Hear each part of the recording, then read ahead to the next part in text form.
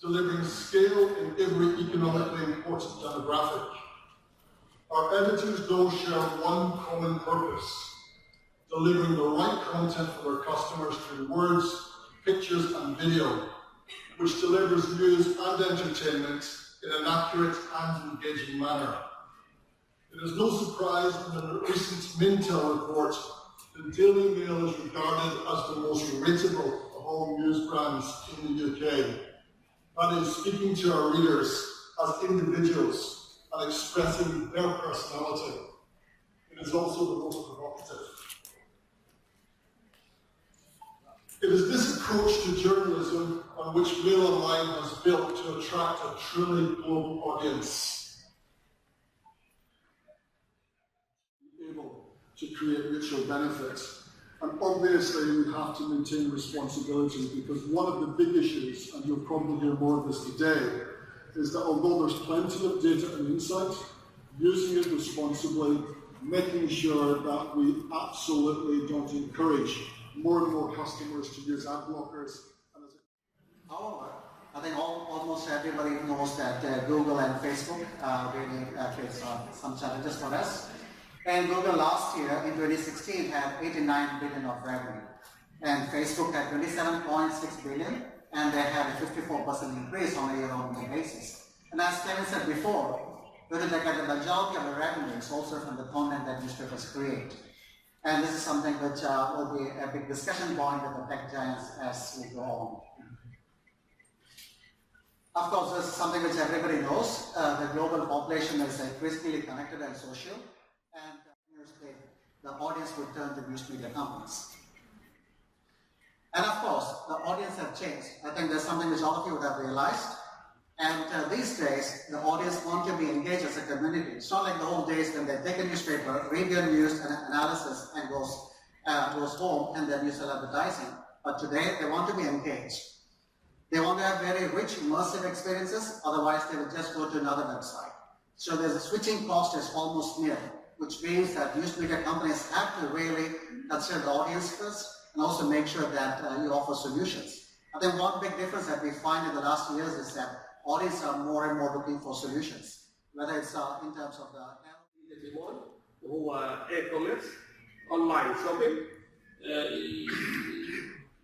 لكنه يختلف على المواقع الأخرى عن اختيارات السلع الموجودة فيه.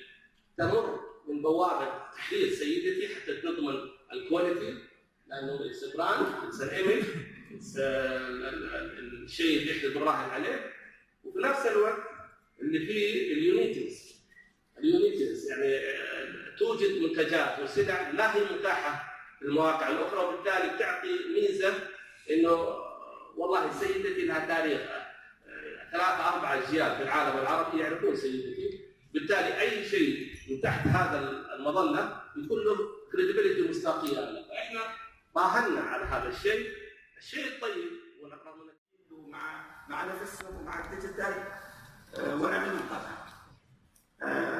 اعتقد ان وبعدين المؤسسات التعليميه او التريننج سنترز اللي موجوده ما تواكب كثير اللغه، يمكن بعد عامل اذا انت تبغى تشوف بيست براكتسز برا خارج المنظومه. يعني اعتقد ان لازم نستوي فوكس، لازم نستوي تركيز كبير على موضوع الاشخاص الناس.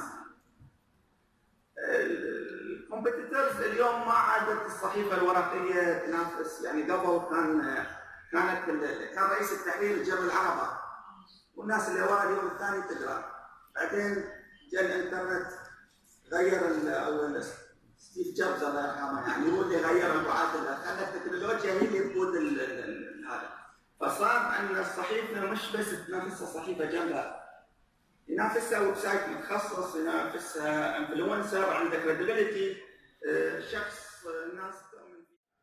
Look how many titles we've got serving that small market. We have 4 English language dailies, 4 Arabic dailies, more than 10 weeklies, 4 nightly publications, 8 radio stations serving that, 3 satellite TV stations, more than 20 monthly publications, bi-monthly publications and annual publications. In short, that's a lot of people trying to make money from quite a small pot of cash. How tough will the fight be this year in Oman? But if you look at 2016, across the industry, print revenue declined 35%. At times of Oman, we had our toughest year ever, but we outperformed the market and our revenues were down 50%. That really helped us. There was a marked increase in digital revenue. It helped our bottom line, it helped us close out 2016 in profit. Now, that's not something that we achieved overnight. We spent the last 3 years trying to drag the backward market towards digital. Wulad Balad is a for-profit company that we set up 5 years ago in the wake of the Egyptian 2011 revolution. It is Egypt's first and only community news network. We work in 11 locations, over 6 newspapers, community papers. We have an online aggregator platform which includes 16 microsites. These are local platforms as well as specialized journalism platforms in the areas of local sports, environment, refugee affairs, and culture conservation. The thing about Wulad Balad is that it was built from the grassroots up, that it shows all of the potentials and the gaps that continue to exist within the Egyptian media ecosystem. So we found gaps in skills. All of this was inbuilt in-house. We taught people how to pick up cameras, how to put up content, how to manage newsrooms. We found that there were weak distribution networks for print. We developed our own. We found that local advertisers, potential advertisers, didn't know why they should be advertising in a local media outlet. We educated them as to why, and we educated ourselves as to how to make the pitch. So all of that potential, all of that opportunity continues to exist the fact that I'm standing here today with this logo behind me is testament to that. Now, Thomas had asked me in under 7 minutes to walk you through what the Egyptian media scene is today. It's a daunting task, and really just look at the numbers. We are now a populace which has gone beyond the 90 million mark. If you don't succeed in creating more revenues, then you're losing in your print business. There's no chance for you to survive besides becoming dependent on government or anybody else. And that's true for The Guardian, and that's true for Mail Online, and that's true for Aftenblatt and all those kind of success stories. It's only very big publishing companies, which is not the situation of the Middle East publishing companies, who will be the only ones who have a theoretical opportunity or chance to survive. That's the reason why I'm saying this afternoon, with what we present here, might be one of the most important in regards to the question of the revenues. What challenges we are facing regarding revenue and how we innovate. So some words about Bild. As you said, Bild is not just Germany's biggest newspaper, it's Europe's biggest newspaper. We have still a daily circulation of 1.7 million copies sold. This is the biggest figure in Europe. However, we are coming down from 4.5 million sold around at the end of the 90s. I think the highest point was in 1998. And since then, we have lost nearly 2/3, more than half of the circulation. So the challenges we are facing are quite tremendous. A very dynamic special interest portfolio at SMH that generates about 2/3 of its revenue with digital newspapers. Ranging from, as Gregor said, small local newspapers with circulation around 10 to 30,000 copies, larger regional newspapers with an addition of around 150,000 copies, and to national market leader in the premium segment, as you mentioned, the Süddeutsche Zeitung, with about 400,000 copies. And in addition, there are various weekly advertisements, radio stations, printing companies, and over the last few years, we see a decrease of the print circulation of around 2 to 4% every year. Digitally, we reach about 50 million users every month with the daily newspaper brands. Süddeutsche Zeitung represents about half of this reach, the other half sums up for the local newspapers. By 2014, the digital infrastructure refinanced mainly through apps. Share with you, and I'm really happy to have you here. Thanks.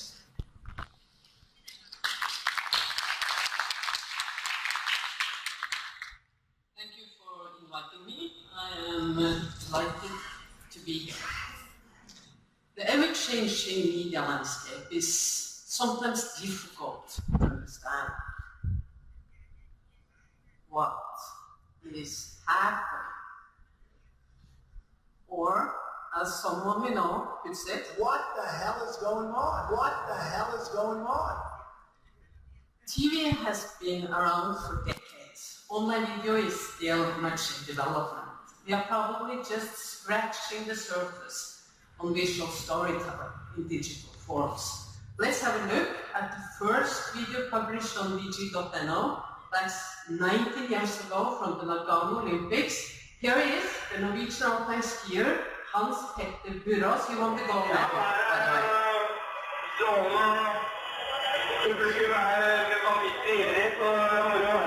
So this was the quality. Today we do breaking news 24/7. Keep me informed. What's the latest news? That is our value proposition. News is core, the most important thing we do. TV is a device, digital videos everywhere. VGTV has about 25 million started streams a month. That's across the globe.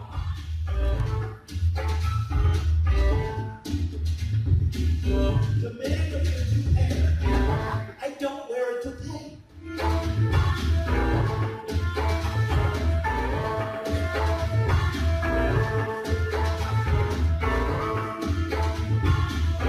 Yes, I believe it is.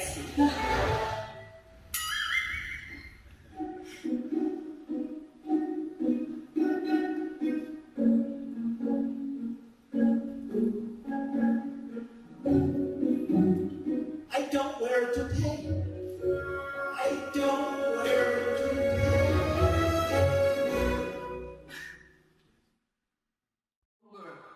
Attention span and humans. No clickbait. Nobody will share a video if they feel cheated. What adds value over time is the depth in people's engagement, and that's not only views, the number of views, it's completion rate, time spent on your platforms, number of shares, etc. Avoid long and complicated sentences. That might be tough for the ones of us that are used to that the internet is endless of space. It must be compelling to watch, even though. Also, without sound. Find your brand's personality on video and use graphics and symbols.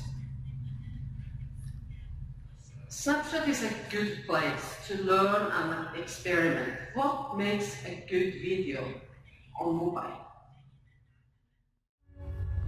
He did have some special traits, are they early on? Jeg tar ofte avgjørelser på intuisjon.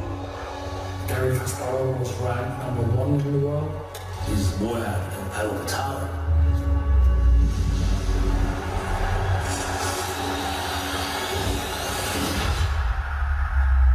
Jeg håper på å bli verdensmester.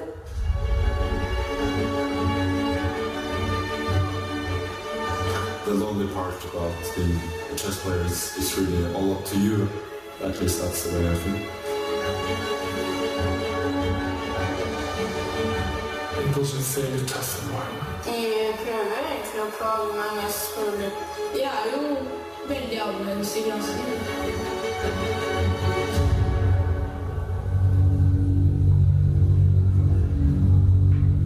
Hvor åpne serier, hvor 10 tvangsfordeler 6, hvor 6 dronning er 5 matt, hvor 9 dronning er 8 matt.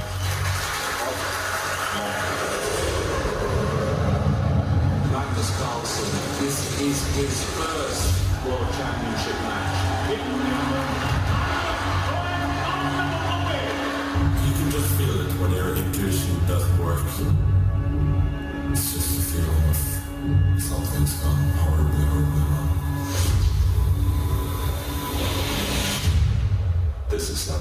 dice.